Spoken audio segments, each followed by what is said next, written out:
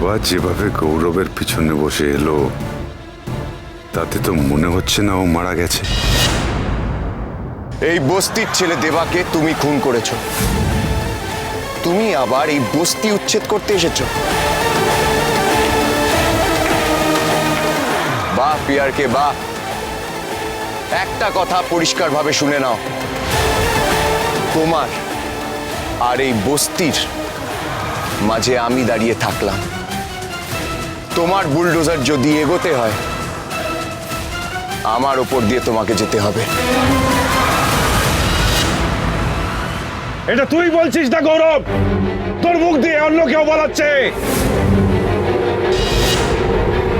তোর ওপরে দেবা ভর করেছে। সর সরে যা সামনে থেকে।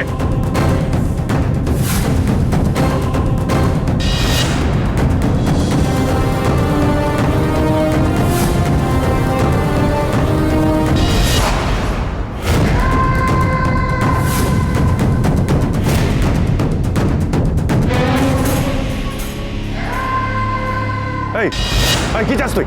কি চাস তুই? তুই আর তোর মা বেঁচে থাকতে আমাকে জ্বালিয়েছিস, মরে গিয়ে তুই আর তোর মা এখনো জ্বালাচ্ছিস আমাকে। এবার একটু শান্তি দে। আমার ছেলেটাকে কেন বেগাচ্ছিস তুই? ও তোমার ছেলে নয় পিয়ারকে, ও আমাদের বস্তির জামাই, বস্তির গর্ব। ছিঁড়ে নেবো তোর আমি। কি জিভ ছিঁড়ে নেবে? কে আছে এখানে? কার সঙ্গে কথা বলছো? এই তো দেবা দাঁড়িয়ে রয়েছে, দেখতে পাচ্ছিস না তুই? তুই বাইকে করে ওকে নিয়ে আসতে বসি, এখন তুই বলছিস আমি দেখতে পাচ্ছি। এই তো দেবা। সরি, আমি বাইকে একা এসেছি পিয়ারকে, আমার সঙ্গে কেউ আসেনি।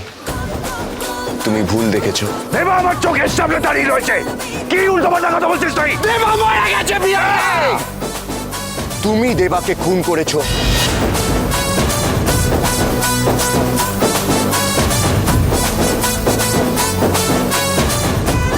আর আজ যখন দেবা এখানে নেই তখন সেই সুযোগ নিয়ে তুমি এই বস্তি দখল করতে এসেছো। আরে কোথায় দেবা রে?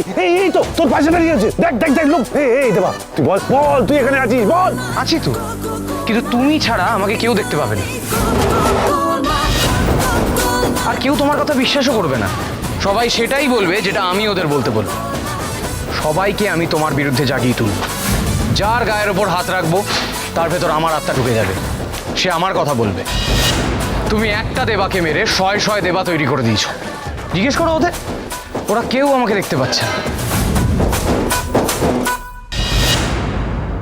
মাখন মাখন মাখন, তুমি দেখতে পাচ্ছ? ও দেখো আমার ছেলে পাশে দাঁড়িয়ে আছে দেবা। দেখো লোক। আরে কোথায় স্যার?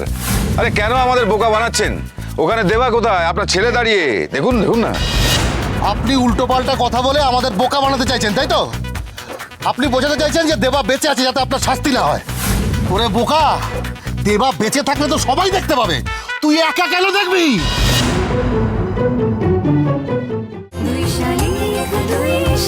দুই শালিক সোম থেকে রবি প্রতিদিন বিকেল 5:30টায় স্টার জলসায় ও জিও হটস্টারে।